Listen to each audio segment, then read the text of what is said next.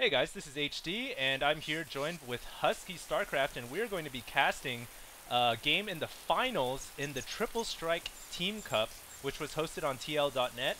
And this is going to be very similar to the Winners League in the Korean Pro Starcraft. And what it is basically is going to be two teams facing off against each other. This is going to be the finals, and it is Team Quebec versus Root Gaming. Team Quebec hosts the following players: Fredz, KD, Coke, Slush, and Root Gaming has Sheth, Cats, and Drewby. So in this first round, we're actually going to have Fredz versus Sheth. So Fredz is the blue Terran player in the bottom left, and Sheth is the Zerg player, purple Zerg, at the top right. So with that introduction, we're going to go ahead and hand it off to Husky.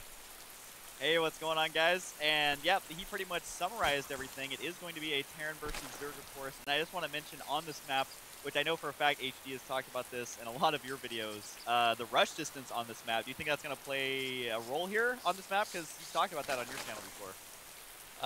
Yes, I think it does play a role, especially if you're Zerg, if you try to go for an early pull, but it doesn't look like Sheth is going to be going for that early pull. He's already got 14 drones out, so we might either be seeing a 14 pull or a 15 pull, so most likely not going to be an early rush. Yeah, there goes the 14 pool right now, and I'm kind of curious as to why Fredz isn't actually walling in on this map. It's a pretty easy map to wall in, and it's got a pretty short ramp there. Have you played against Terrans who haven't walled in on this one? It seems kind of weird to me. Maybe he's doing it more defensive. That's my guess. Seems kind of suicidal to me, Husky. I don't know. I mean, if the Zerg gets inside the Terran's base right up that ramp, it is so easy to get into that mineral line with pure Zerglings. So I don't know what Fredz is trying to do, but his teammates on Team Quebec can't be feeling too certain about this move from Fredz. Yeah, when I played Terran on this map, I usually actually cut a worker to get my second supply depot a little bit earlier just to do that wall in on that ramp that we were just talking about. So maybe he's planning to put up a bunker or something in his mineral line. I'm really kind of curious, although I think he'll be okay, as there aren't even any Zerglings on the way, even though that spawning pool is done. So maybe a little bit of a risky move here. It could pay off, though, because it should help out his economy at least just a little bit. Yeah, and it looks like Sheth, too, isn't going for any early Zerglings. He's going to grab a fast expansion, so it looks like he went for a 14 pool 16 hatch. Don't quote me on that number, but it is going to be an eco build for Sheth here. And at the same time, Fred's grabbing a fast expand as well. What are these two players doing? Is it NR20 here? Jeez. Oh wow, especially on this map too. From a Terran player, I'm really surprised to see that. The rush distance on this map is like in a matter of seconds you're across the map. And so he's got to apparently feel confident on this map. And one thing I want to mention is I like how Sheth, he actually put that Overlord in a really safe location. I don't know if we caught a glimpse of it, but as the Overlord was running down, and the Marine actually could have got a couple of shots off, didn't kill it, and there is the bunker going down right now. Don't know if these Zerglings are going to get up there quite yet, though.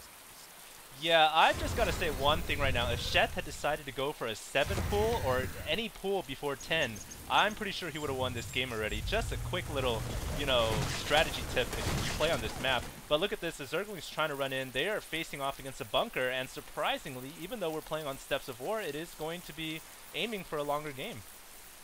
Yeah, that's absolutely crazy. I think those Zerglings could have actually ran past there, and well, apparently we're getting some lag there. They were just chatting right now, must have paused it or something. But have you honestly ever seen an expansion this fast on this map? Because I don't think I have. I've seen it from Zerg, but I've never seen it from Terran before. And, I mean, at this point in the game, it's okay because he's got a bunker out there. He's using his Raxes to kind of form up this wall in. So, I mean, at this point, it's all gravy. I mean, it's even good for Fredz that he's got that fast eco going on for him as well. And look, he might even kill this Overlord. It's going to be really close, and I think he is going to get it.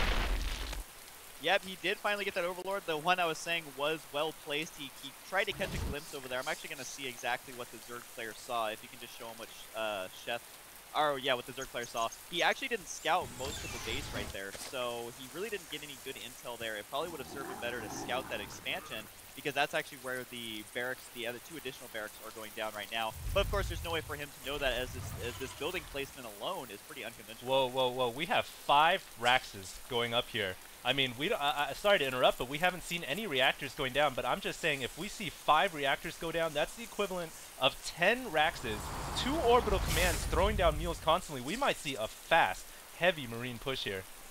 You know, I have actually done a similar build to this, not without the reactors, though, because you got to remember, in the last patch, or a couple patches ago, they made the reactors take a lot longer to do. So he's actually going to do just an all-in Marine attack here without any reactors whatsoever. So this is going to hit the Zerg hard and fast, and I don't think there's going to be any roaches, really, in time to deal with this. I don't actually know what Sheth is doing. He actually doesn't have anything. So here comes the attack right now.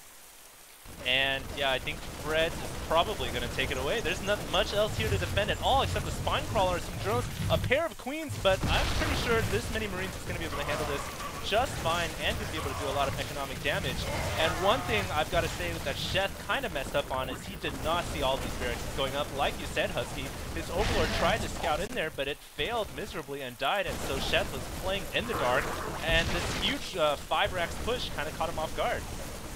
And you know what? A lot of people may look at this game and say it's completely one-sided, but this is actually a really good move by Fredz here. I think that Zerg get a little too comfortable on this map, and they definitely aren't expecting an attack like this. I've never really seen a build like this, and so Sheth is playing extremely greedily. Here come a lot of Zerglings. I don't think this is going to do nearly the damage he barely lost any Marines from that. But yeah, the Zerg player Sheth was playing way too greedily. Like, if you look at how many drones he has at his main base, that is a lot. I mean, some of those were at the expansion, but this is what happens when you play too greedy on a map with this short of a round. Yeah, I think at this point, Fred pretty much got the game in the bag. He's running off 2 base, even though he pretty much went all in.